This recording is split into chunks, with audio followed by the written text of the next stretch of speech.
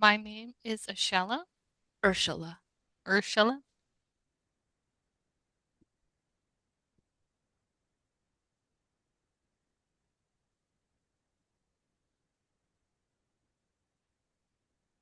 Ursula Derby. Derby. My name sign is as used by the Chin. I am the head of the Department of Hard of Hearing and Deaf. Thank you very much for attending this department concept meeting for the 2027 legislative session. I'd like to discuss with you all how we are planning to proceed with this program related to the Zoom Etiquette. etiquette.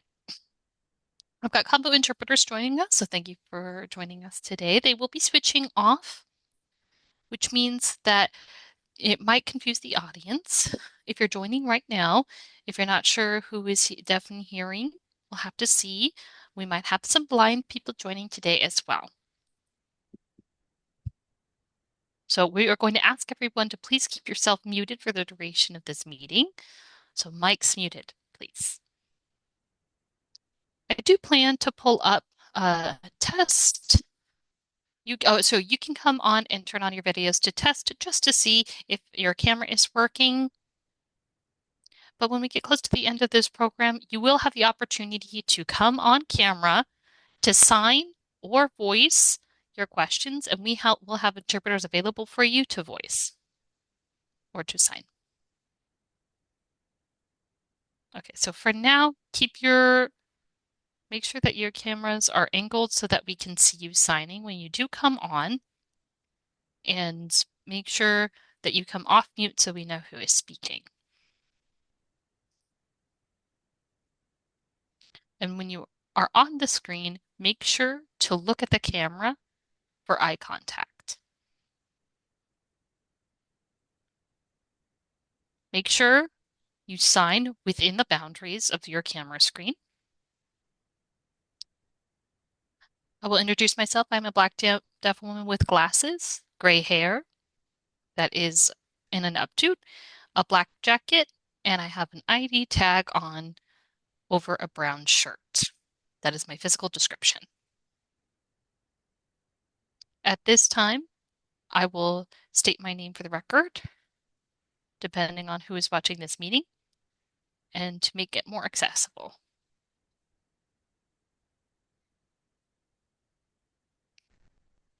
Try to stay within the topic for this session to make it go smoothly and make the process as smooth as possible.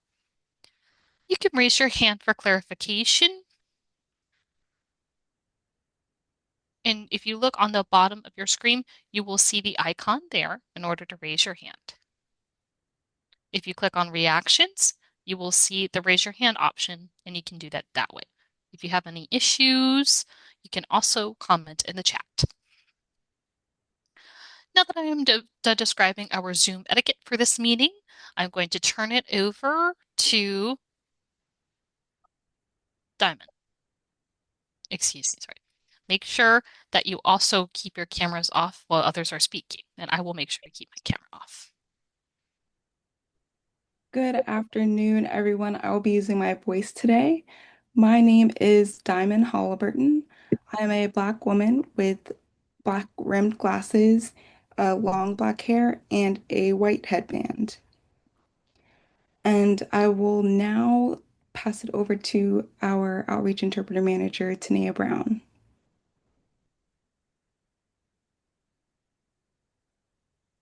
Yes, hello. My name's Tanea Brown.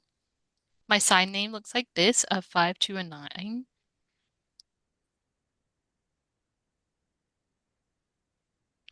I have a blue background and brown hair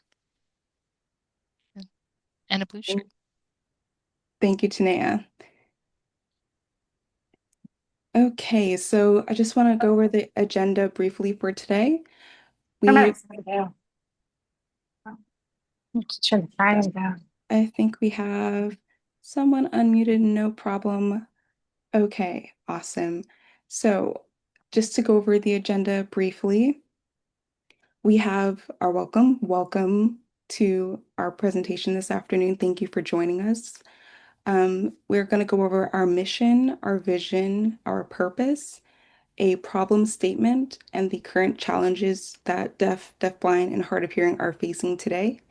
We're going to go over the legislative session, our role in the session, some concepts, as well as the current stakeholders and sponsors that are assisting us next session. Um, Also, we are going to also check in with other states, Virginia and New York, to see what they're doing. And then there will be a comment and question period for any comments or questions. Okay, and I'm going to pass this back to Tanea.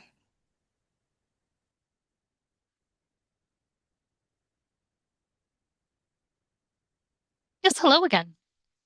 The goal of this office is the government office for deaf and hard of hearing individuals. That's for people in Weismer for the primarily more control area. That's our mission for today. Next slide, please. This office vision is to is for Marylanders who are deaf, deafblind, hard of hearing, to have equal access to resources, services, opportunities, and enabling full participation in all aspects of community life. Next slide, please. The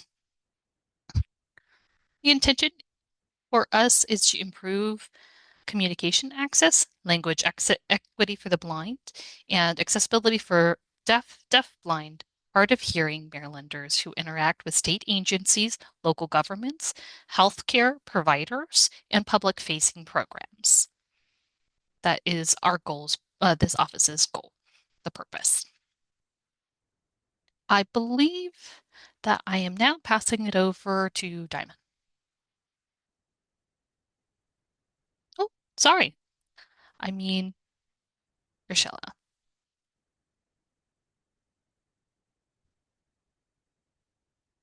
Thank you, Tanea. I will give you an opportunity to read this, so I will pause for a moment.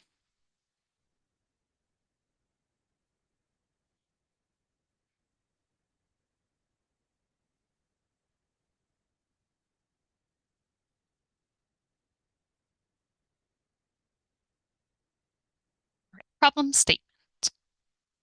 What we are focusing on is the system issues.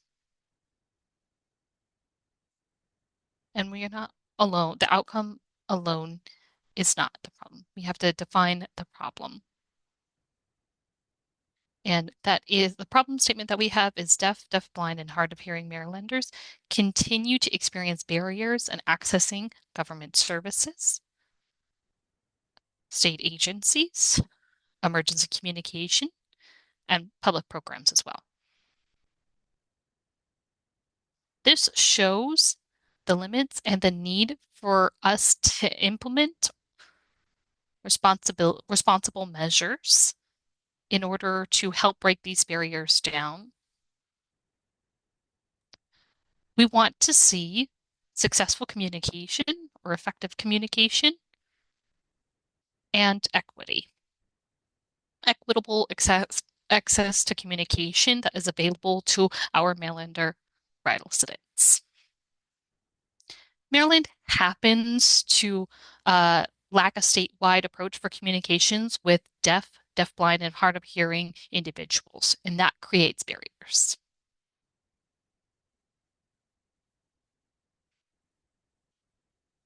Strongly, Maryland should focus on a framework to ensure communication access for deafblind, and hard of hearing individuals.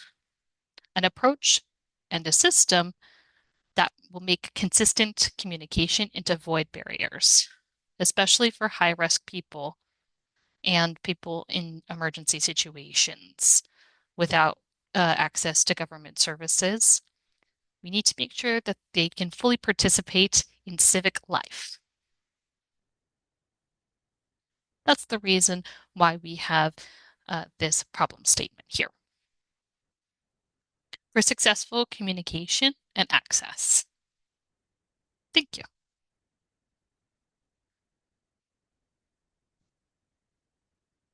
Please read.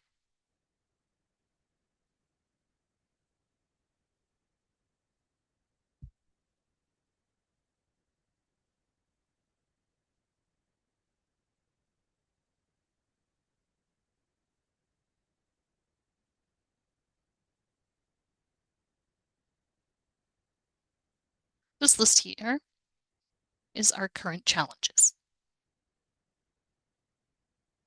Confusion from groups, inconsistent policies, funding limitations, lack of centralized oversight, and it is evolving communication practices and activities. So we would develop legislation or legislative concepts for a departmental proposal in order to get down to the root causes of these problems, some of which are listed here. Delays in getting qualified interpreters, continual lack of enough interpreters, including increasing in interpreter availability in Maryland, which is an issue we find as well. Requirements for interpreting services all over in healthcare, education, legal, government, and other areas. Limited interpreters who are able to observe and develop, motivated to put ideas in, and continually planned by the agency for community access or communication access needs. We will be switching interpreters now. Next, we will talk about the limited availability of certified deaf interpreters. There is a small pool statewide of these certified deaf interpreters, and that's an issue. There's limited access from public agencies in their planning.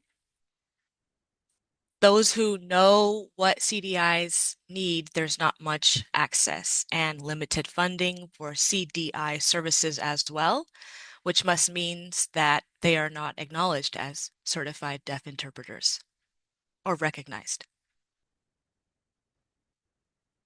Next, lack of communication in access planning by public agencies. It could be a thing about communication access being things not being addressed and lack of proactivity. Maybe things are not designed in an accessible way while there's communication and coordination going on. Folks sometimes are still learning the processes. There is also limited trainings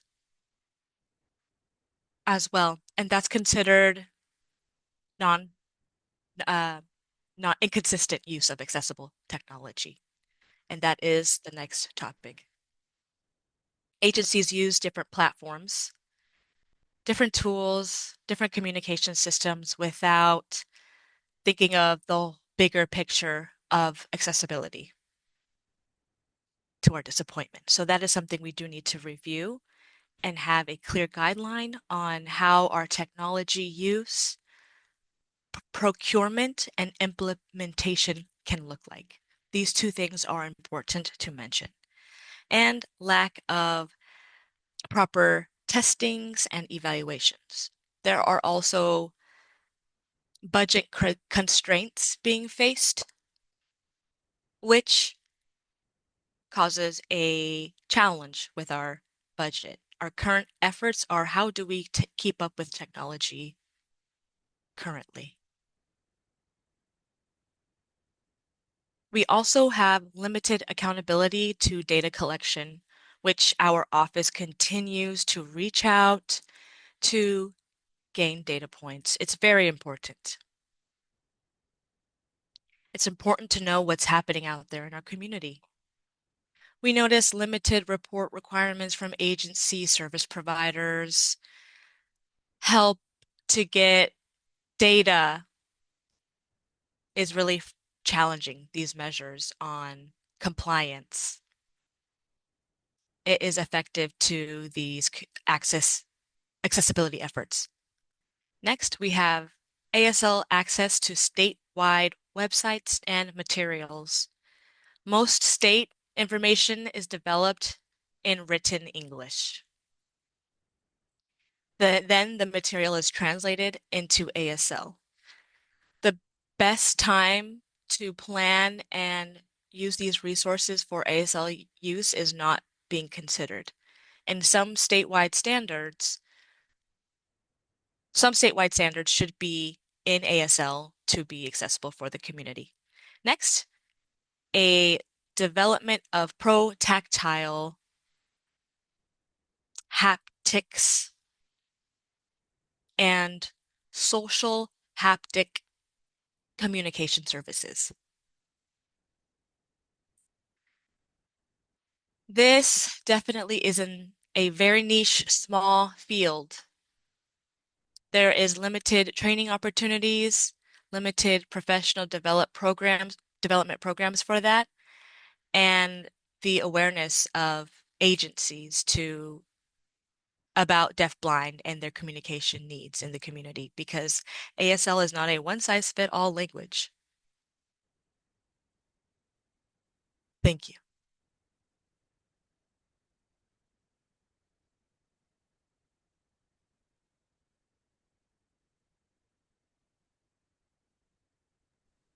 Hello, everyone. This is Diamond speaking. So, I am now going to give you a moment to read, and then we'll go into the legislative session.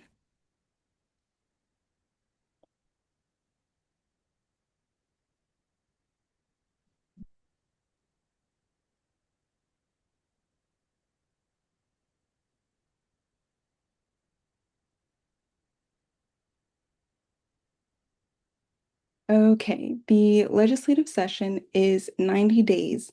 It begins about the second week of January and it goes until about the second week of April.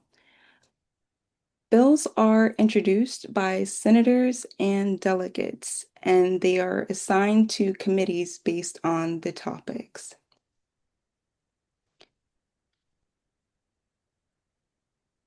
So all hearings are public and anyone can watch online or in person. A function of a committee is to approve, amend, reject, or hold a bill. And I'll go to the next slide here. And I'll give you a moment to read that as well.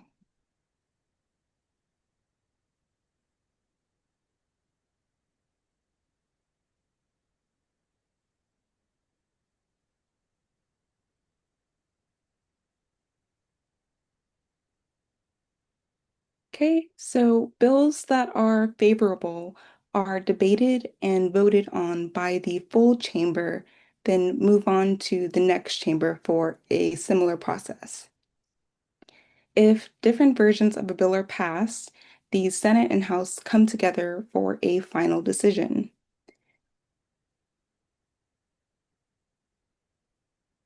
Both chambers must approve the bill, then it will go to the governor who may or may not sign it. And the proper term for that would be to veto the bill. Okay, and then the next slide. So these pictures on the left is a picture of a hearing in the Senate. This picture is from um, our office renaming bill. So you can see the interpreters, you can see the committee sitting around the table. And on the right is the bill signing for a different bill. This is when the governor signs the bill. Okay, and next we have ODHH's process in the legislative session. So today we are discussing our office's concept for a bill, but later we will submit a full departmental proposal for review. by the governor's legislative office. So, um, our main point of contact for bills is our deputy legislative officer, who advises our office on whether or not something may conflict with the governor's priorities.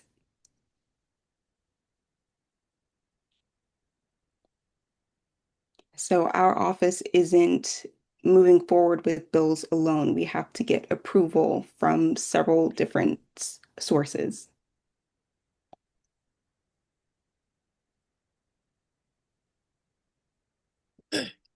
We have our next slide.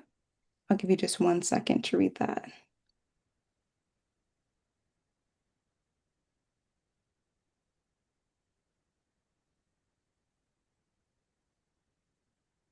Okay, so during the legislative session, what our office does is we monitor bills that are introduced by other agencies or sponsors. And if those bills impact the deaf, deafblind, and hard of hearing community, we will have a position on that bill, whether it's something we support or something we have concern about. So, a big occurrence for our office is the budget hearing, where we testify in front of the House and the Senate about our budget analysis, which determines our budget for the next fiscal year.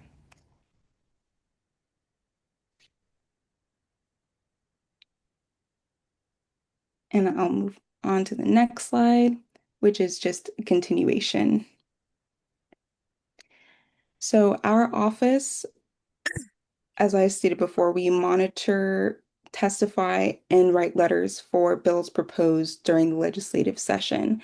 So, for example, earlier this year, this past session, we were testifying in support of the Maryland School for the Deaf's bill to reduce the number of people on their board. So, for that bill, Director DeBerry testified in person, and we also sent a letter of support to back it up.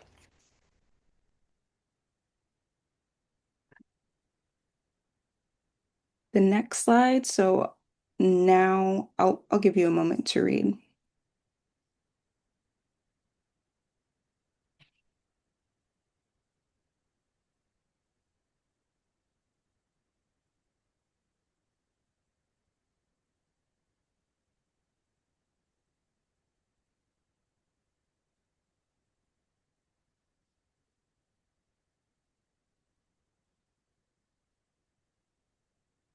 All right, a little bit about my role. I don't know if I mentioned this in the beginning, but I am the administrative assistant for the Governor's Office of the Deaf, Deafblind, and Hard of Hearing. I'm also the legislative liaison.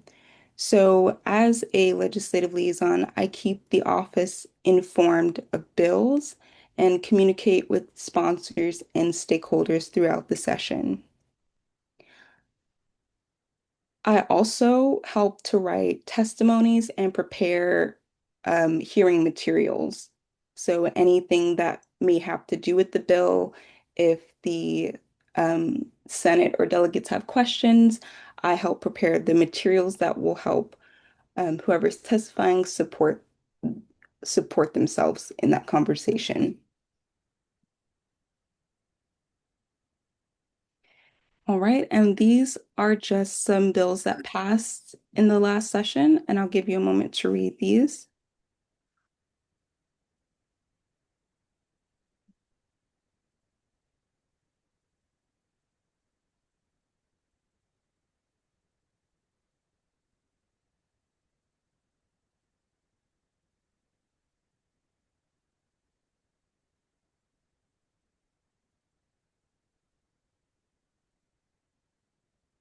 Okay, and for this, I just want to point out one of these many wonderful bills that have passed, the renaming of our office.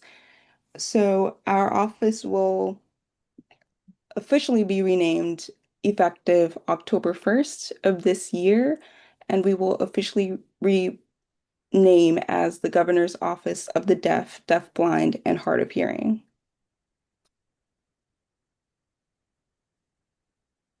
I'll move on to the next slide, and you can take a moment to read that as well.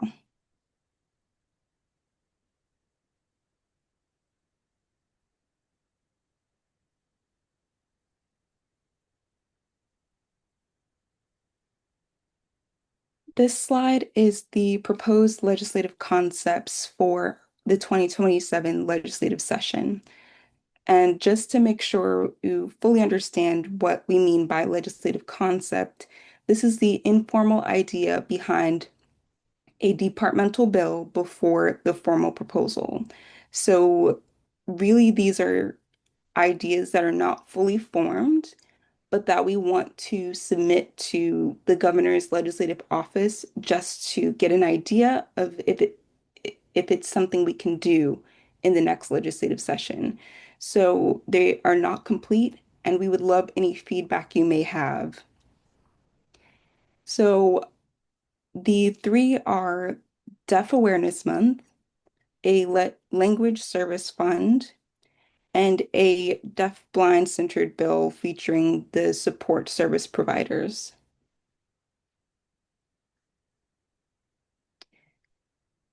And I'll let the interpreter switch.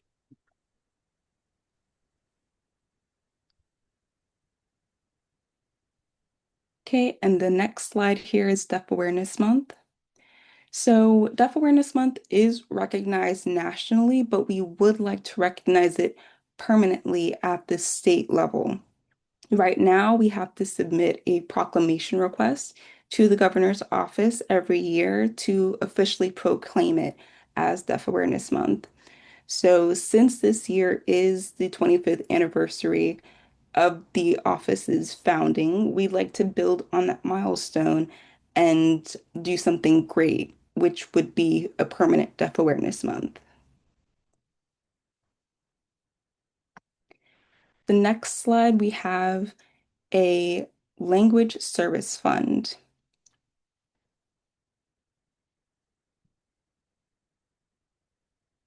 So this concept is a fund specifically for medical practices and nursing homes. So a little bit of background on this. I'm responsible for the front desk as part of my duties as an administrative assistant. And some of the calls we get are related to people not being able to get in-person interpreters at their doctor's appointments or in their nursing home when they request them. So the purpose of a language service fund would be to cut out the money problem. Having a fund that smaller practices and nursing homes can use would cut out that money barrier. So they would only need to focus their efforts on finding the interpreter, which is another one of our challenges that we are working on.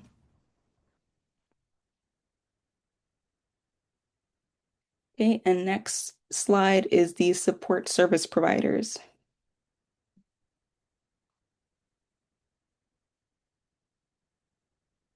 So we wanted to revisit this program in order to expand what the services can be requested for. Currently, there's a limited number of things in SSP can be requested for, so we wanted to find ways that we could expand it. And we were in conversation with DOORS, the Department of Rehabilitation Services, and TAM, Telecommunication Access of Maryland. And we actually had a meeting earlier today to get their insight on this concept. And as an update, we've learned that roles such as co-navigators, communication facilitators, and personal care attendants are among those that would really benefit the most from expanded support. So we've taken this feedback into consideration and we're incorporating it into our planning process moving forward.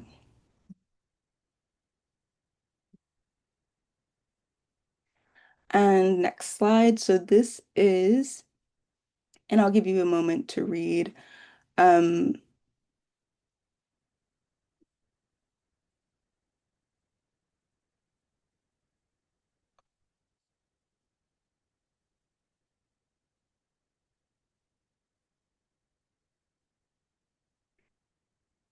This slide shows a list of the sponsors and stakeholders that we've worked with in the past and that we hope to work with in the future, just to give you an idea of what we or who we are in contact with.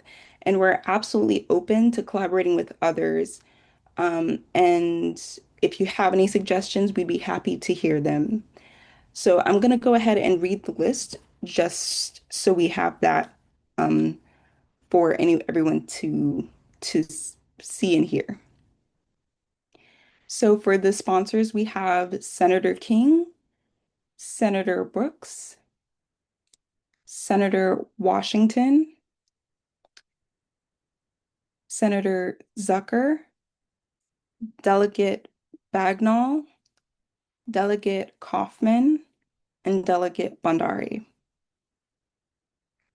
And for the stakeholders, we have PGCAD, that's Prince George's County Association of the Deaf, MDCC, Maryland Deaf Community Center, MDAD, the Maryland Association of the Deaf, MWADB, the Metro Washington Association of the Deafblind, MDSC, Maryland Deaf Senior Citizens, and several state agencies, but I'll read them off for you.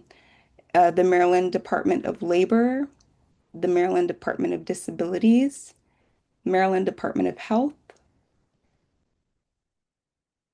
Maryland Department of Human Services, Maryland State Department of Education. We're also in contact with local governments, healthcare providers, interpreters, and captioning professionals, as well as advocacy organizations. And I'll move on to the next slide here, and I'll hand it back to Director DeBerry.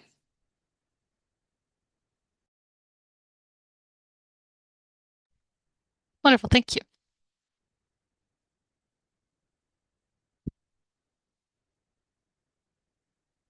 I have the opportunity to reach out to other states who have directors or senior directors, coordinators for deaf and hard of hearing organizations in different states. I got a response from Virginia, and in the other slides, I will be talking about New York, but we will do that later. For now, we will focus on Virginia. Virginia, please go ahead and read the slide.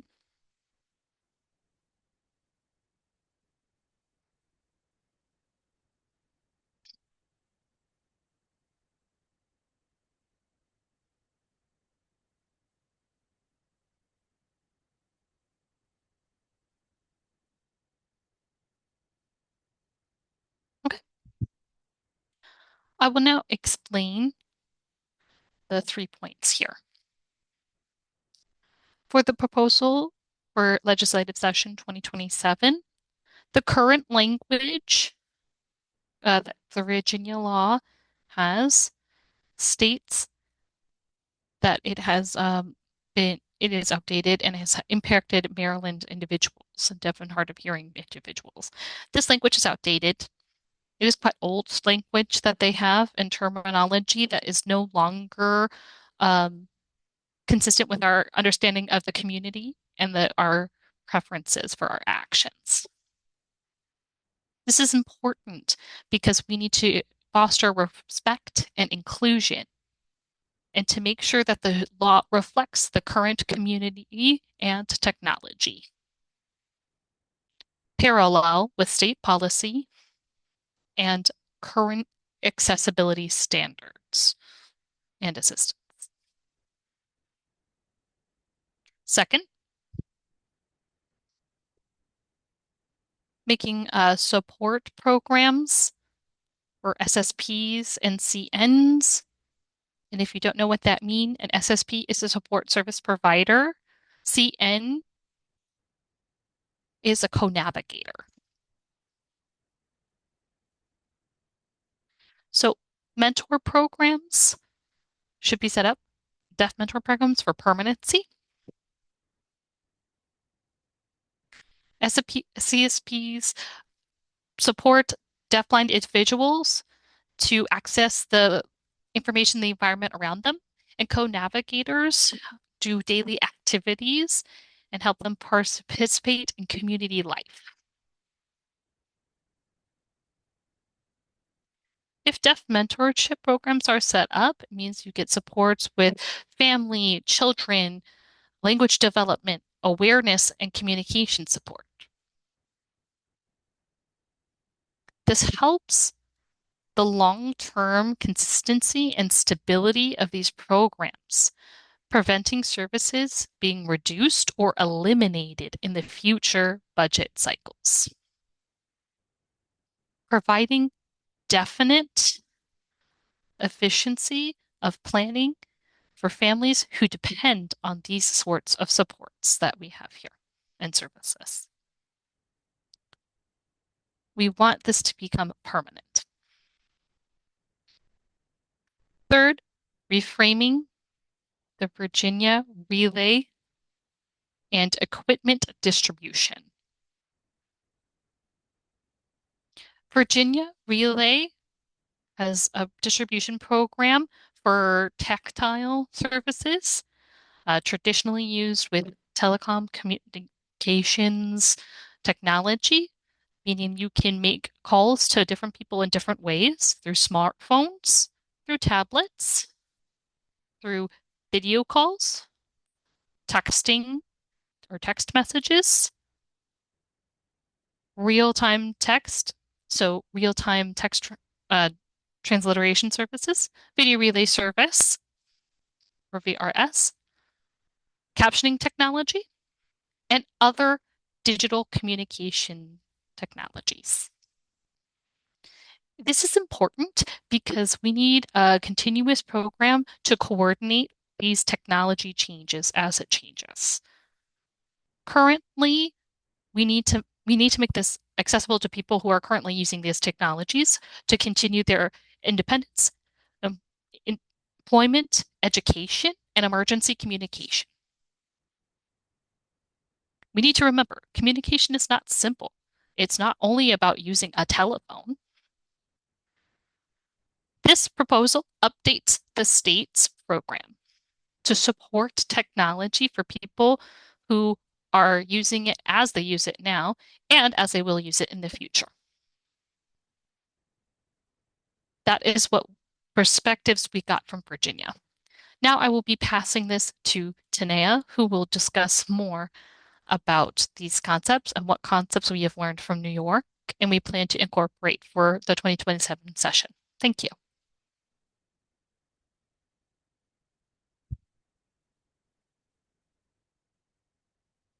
I'll give you a moment to read this slide.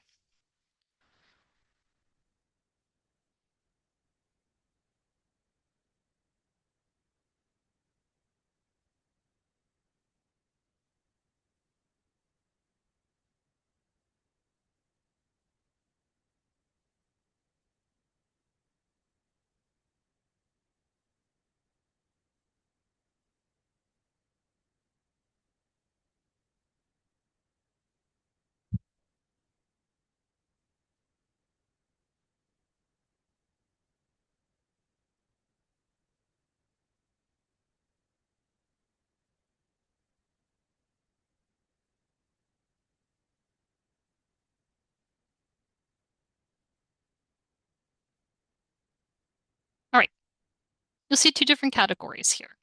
One is from 2025 and the other is from 2026. In 2025, the 2025 session, New York successfully did many things with legislative policies and budgets, including the Lead K legislation, advisement of the ASL accessibility, and initiatives supporting disabled health equity, assistive technology programs, especially education funds that were predicted for deaf, blind, and hard of hearing individuals all over the state of New York. And in 2026, that legislative session that recently ended, the states of New York proposed and focused on a few things. So, had translative ASL services, innovation services.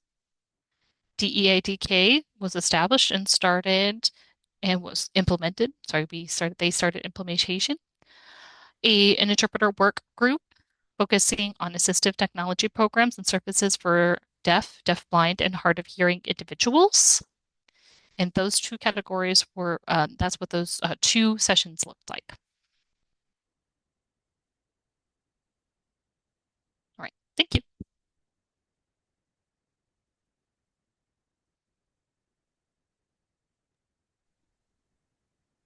This is Diamond speaking. Thank you, Tanea, for that. So now, just some updates. I believe I already mentioned before, but we did meet with Doors and Tam, in order to get more insight on the support service provider program. And they suggested some other programs that may benefit more from uh, legislative support. Team, is there any other updates you'd like to add?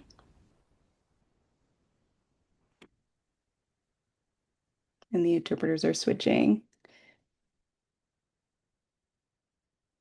Okay, if there's nothing for the updates, I'm going to move on to comments and questions. So now is the time to come on screen to ask anything, to comment on anything. We would love to hear your feedback. Oh, Ursula?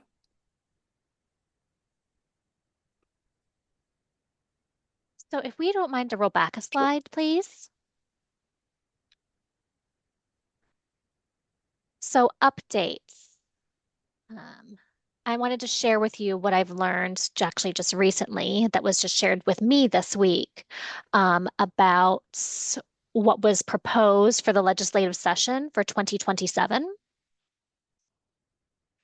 One thing that I wanted to connect with was the current attention to the program that we currently have and the grant and how that can be applied for the deaf, deafblind, and hard of hearing. So that's one thing. And another thing would be is how we can save this office, quote unquote, and what do we need to do for our opportunities and working that out. So I've researched about what can we do. And so that's new, that information that was shared with us that is still very, very fresh, but actively strengthen for keeping the deaf um, here and rather than disseminating those out into other services. So if we set up a group and start planning for the congressional office of OM of the admission office of the commission office, we're really wanting the commission to be in alignment with the judicial system and the delegates and encouraging those change and the work group collecting information and getting that. So that work group has been extended to 2028, which I'm very thankful for. But we're continuing to search for our deaf, deafblind, and hard of hearing. It would really be really nice to know and to have a central service about what that looks like. So we are still currently in discussions about that proposal for this week. Then that's an opportunity that we want to explore even more, but we wanted to inform and find other results and findings from that. Thank you so much.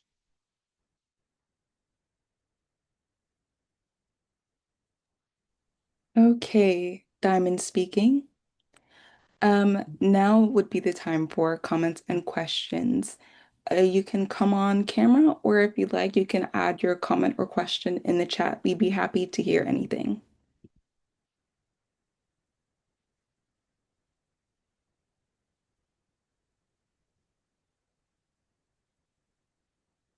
Hi, Anne. Hello. Hi, this is Ann Blackfield with the Maryland Department of Disabilities. Apologies, I didn't raise my hand first. I'm not sure if I couldn't find it on the Zoom screen.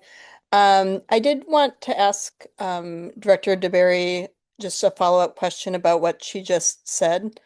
I think if I was following, it was in relation to the work group that was extended during this past session, the work group that's sort of looking at the overarching issues affecting the deaf community and deaf-blind community in Maryland, and I guess looking also at other opportunities for the office itself. Um, am I understanding that right, Ursula, that that's what you were referring to, that you're looking at ways to expand on the work group or expand on their recommendations? I just wanted to make sure I understood. Yes, and that is a great point. That's so. Thank you so much for joining us. This is Ursula here. So the work group itself was founded and to help collect data throughout the states and find where those needs and challenges are and how we can approach those. And so we really want to approach that and better serve our deaf-blind, and hard of hearing communities. And we also recognize that that's more of a focus on deaf-blind specifically and keeping them more engaged in those services as they need. But the biggest concern right now is communication and where that's showing up as because it's not standardized, it's not one thing for everyone. So we need to also educate more about that, but also figure out how this office can expand to provide more services and not just refer out to other departments. So we really want to be a central service. So that's kind of where that's coming from. And so that's going to be a quote unquote, legal bill that the commission office would have to change to the work group now. So we are currently needing in more time at a later date to still continue to gather that information. Okay. So just a follow-up question. You're not expecting during this coming legislative session in 2027 to propose legislation making any changes to the work group itself, but rather just thinking about ways to implement some of its recommendations. Do I have that correct? That's correct. Okay, thank you. Yep. Thank you for your question.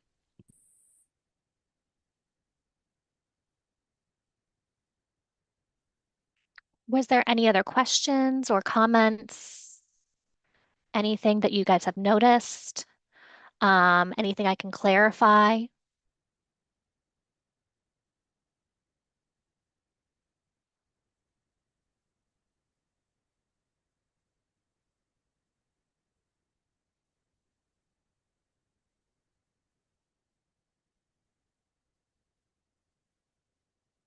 Okay, team, this has been recorded. So I see a chat message. How will case management works with the work group?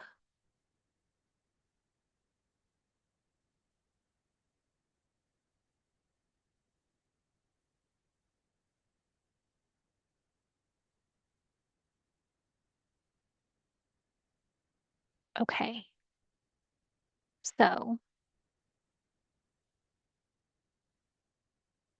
the work group was founded for their specific task responsibilities. And the work group is for deaf, blind, and hard of hearing. And as of this year, it has been extended. So the ODHH management and blind services was amended to extend that work group. So we need to extend to provide a response to our findings and recommendations. Thank you for that question because it was slated as case management for deaf, deafblind, and hard of hearing because they want to look for services um, earlier in that and searching for a way to centralize the services in Maryland. So that would be a quote unquote like a bylaws and helping to navigate the situations as an idea.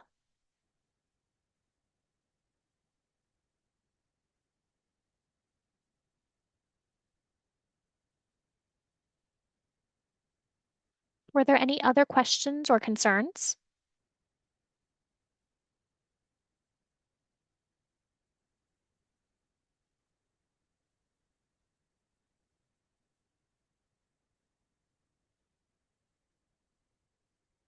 Now a question in the chat is explain centralize. Is the work group expecting D DDBHH to come to ODHH?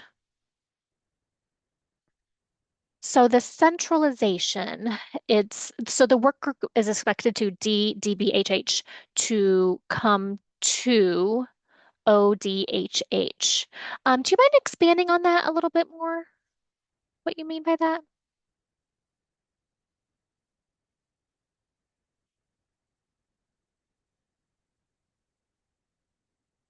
Thank you.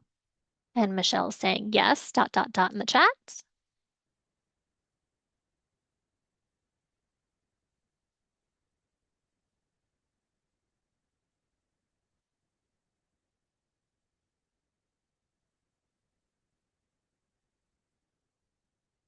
And there, Michelle's probably typing.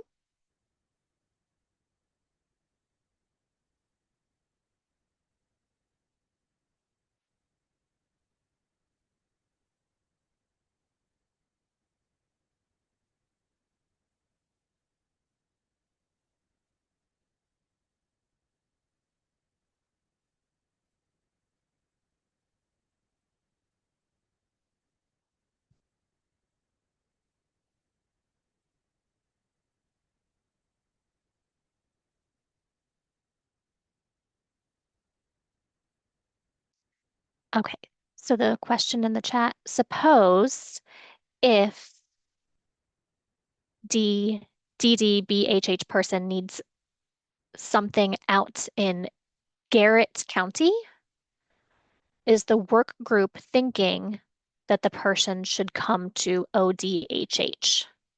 Really, if we receive any kind of request,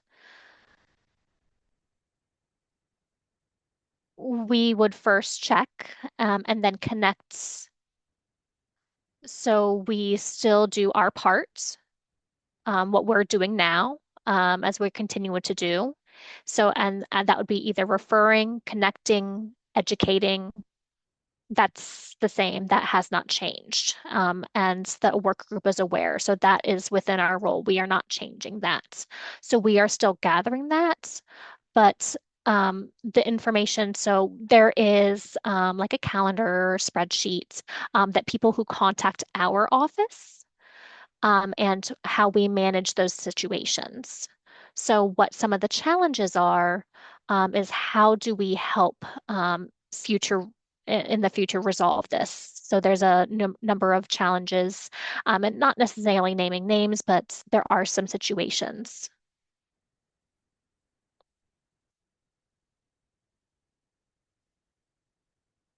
You're welcome. Thank you, Michelle said in the chat.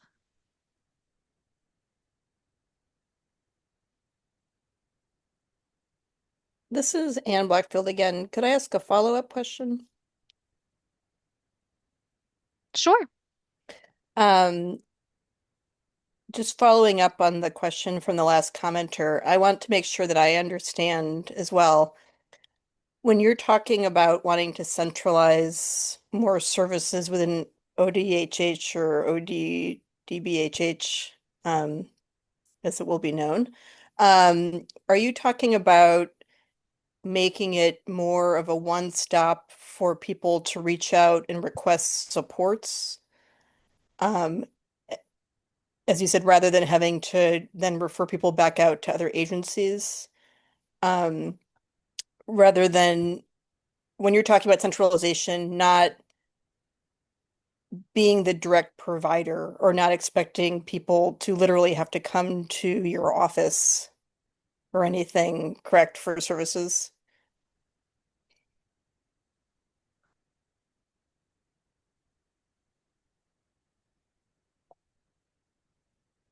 This is Usherla. Okay, yes.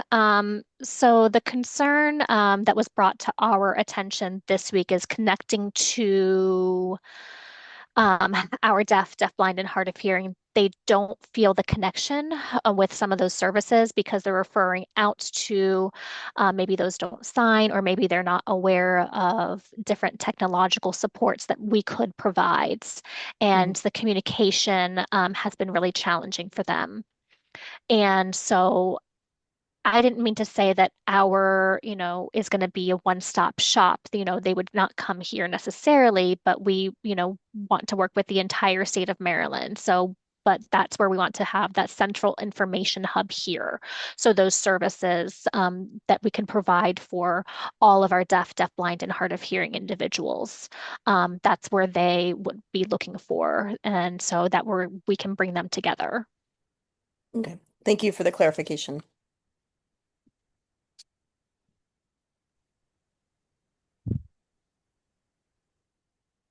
I don't mind. Sorry. First of all, let's let the interpreter switch.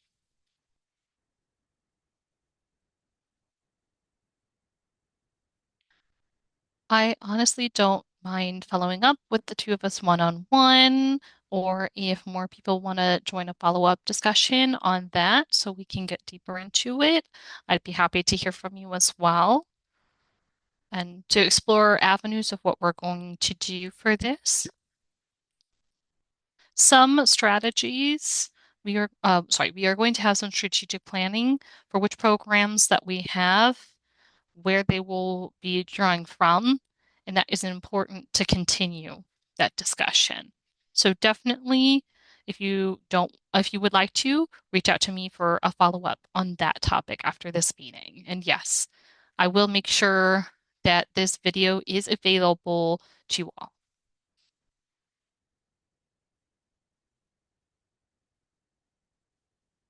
Michelle is asking, what about satellite offices? And Gavin, I do see your hand. So go ahead. Can I answer first and then you can answer first then? Oh, first of all, do you want to answer Michelle's question, Gavin says? Michelle, this is Director DeBerry. What do you mean by that? By satellite offices?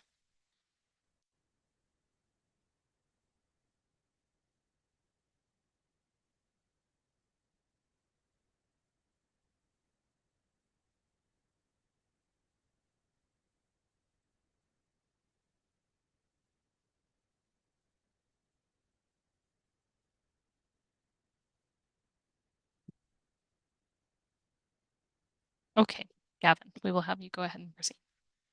This is Gavin. I wanted to comment specifically about services like medical in Maryland.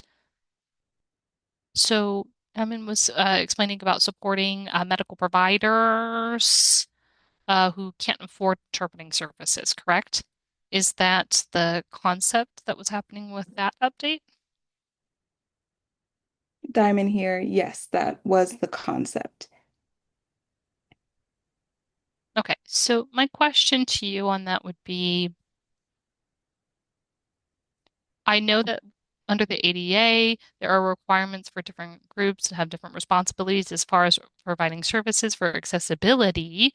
One is that if they show like there's an undue reason, I'm wondering if what the criteria will be for that for medical services and other groups who are not only medical providers. So providers from a nonprofit or different organizations who tend to struggle to find interpreters or to afford interpreters. Oftentimes, like many athletes can't be involved in camps or clubs or groups because of lack of interpreters.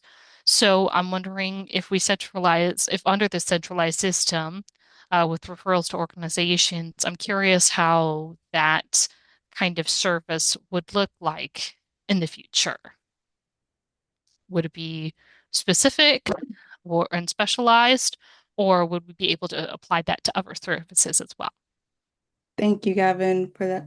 Um, And then to Barry's, and I I will can let Diamond follow respond, up. and if you want to follow up, that would be good too. Sure.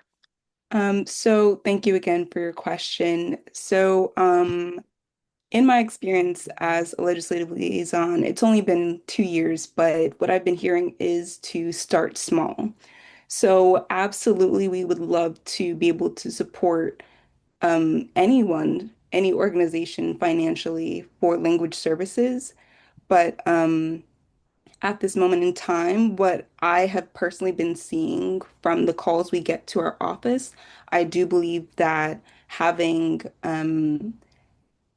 a fund for medical practices and possibly nursing homes um, to tap into would be the best thing at this time. Of course, there would be criteria for it. As I mentioned before, the concept isn't fully developed, but the vision is that Oh, okay. it would be it would depend on the medical practice. Uh, we don't want to create such a large pool where big hospitals are taking advantage of something like this. So we'd want to centralize it for smaller private practices that actually need the help. Thank you. No problem. This is Oh, Director DeBerry. Ursula. Yeah,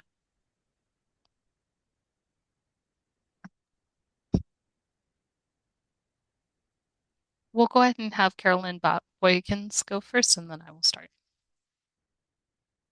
This is Caroline. So first of all, I emailed you already, so I'm wondering if related to mental health services, would this be under that medical services that might be able to tap into that fund? And then also, I am wondering if, for example, the criteria you're considering, would it be practices under the ADA? Because under the ADA, small businesses are not required to provide interpreters because of there's less than 15 people, for example. That means that they don't have the revenue that they need to be qualified under the ADA. So would they qualify to use this budget, or would they still be exempt because they don't have enough revenue?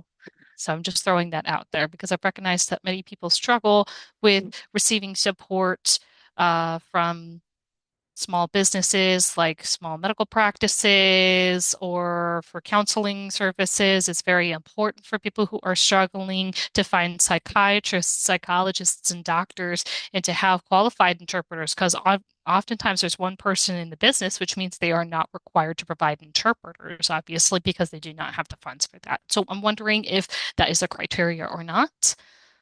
And my last question, I apologize. Is there anything that you need from the community in general for support related to your office? Because you did invite us to this session, and we really appreciate that you hosted this, and it's been wonderful to listen into this. I'm wondering how we as a community can support you in your goals in your work in the future. Thank you. This is Director DeBerry. Yes, medical is under the Department of Health. And I happened to serve on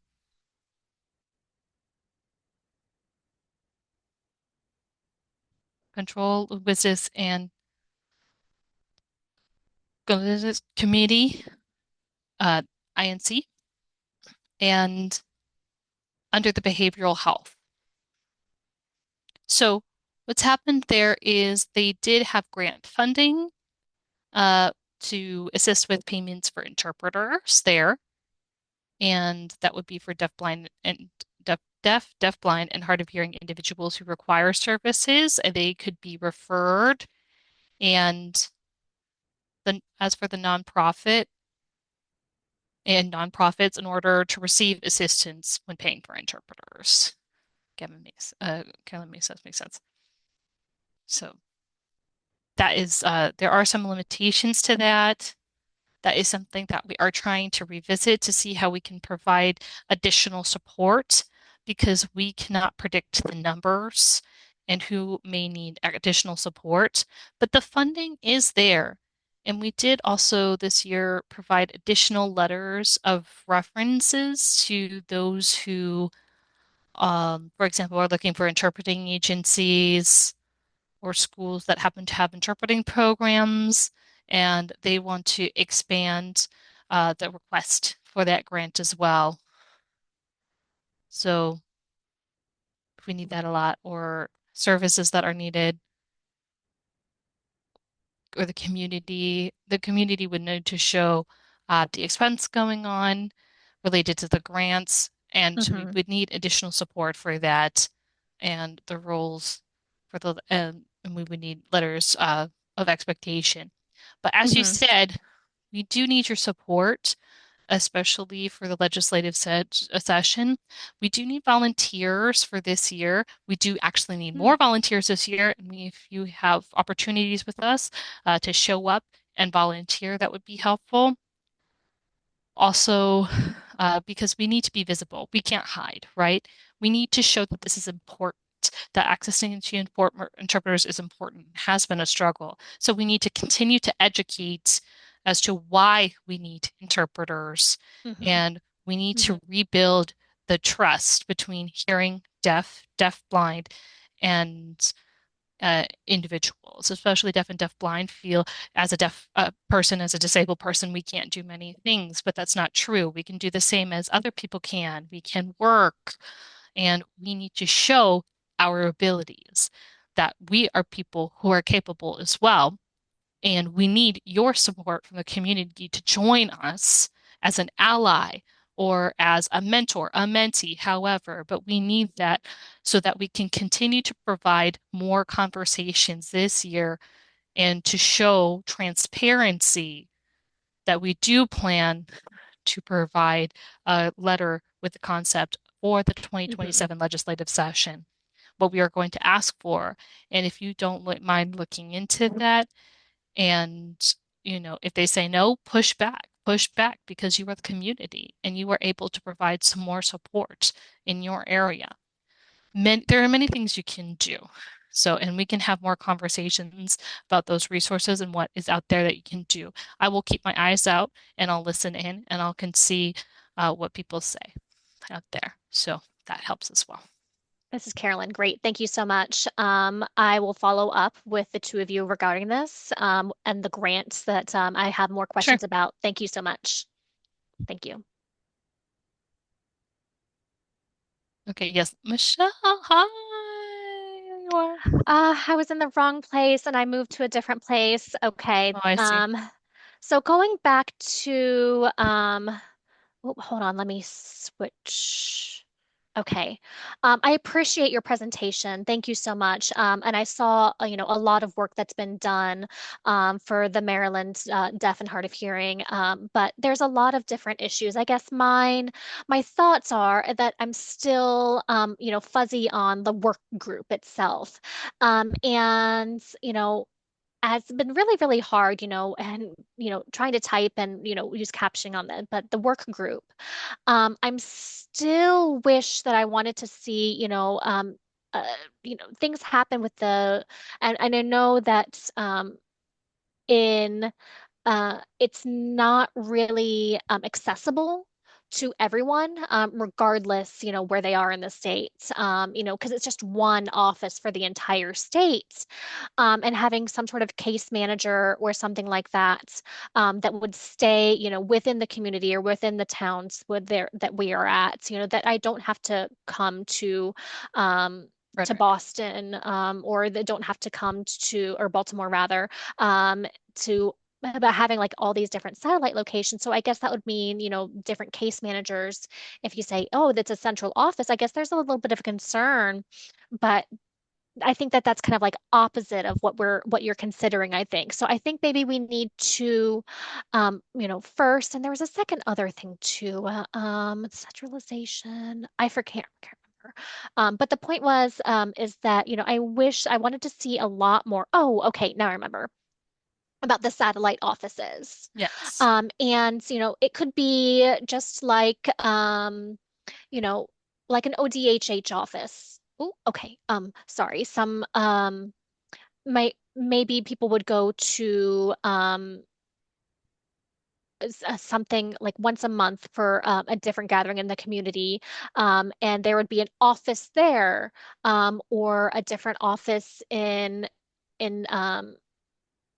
Montgomery County. Montgomery County, or an office uh,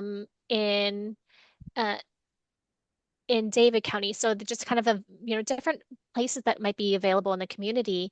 But I think that would be a lot more flexible, and it might be agile. Maybe we could have some type of a calendar of different like kind of pop-ups. That could be an idea of like the work group of planning that, like how we can do that and how that work group could function like that.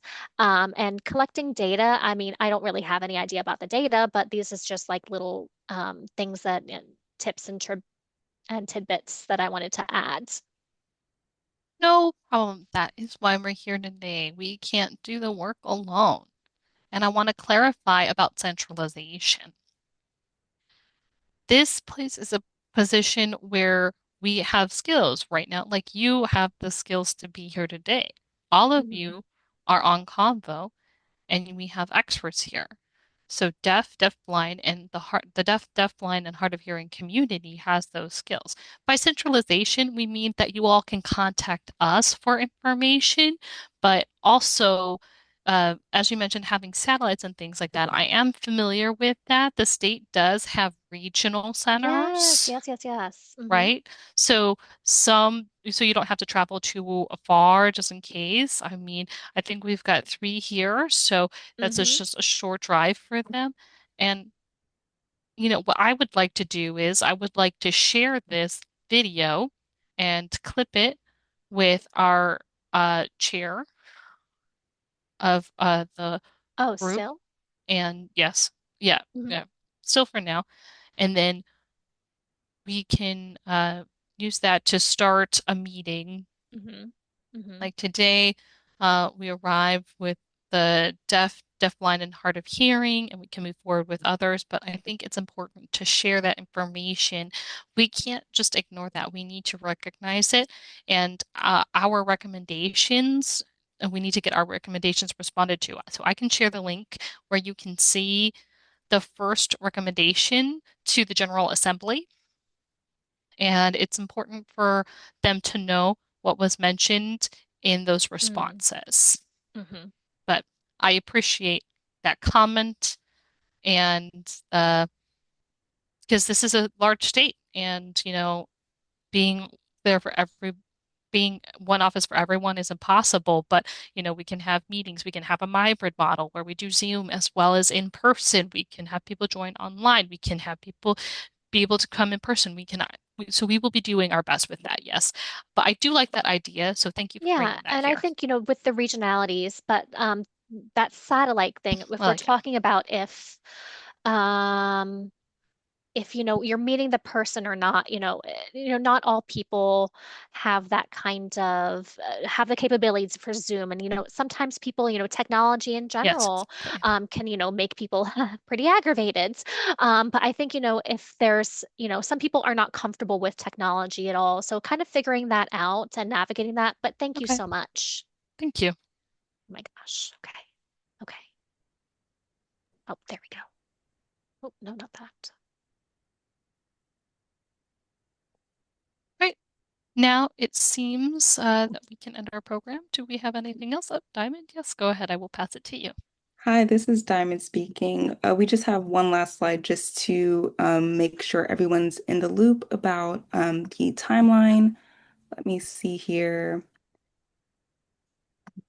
So the due date for the concepts is Friday, June 26th. So if you do have more ideas, we'd love to hear them, but we need them by June 26th. And then the official departmental memo, that's going to be what we create our bills with. That's going to be due August 28th, 2026.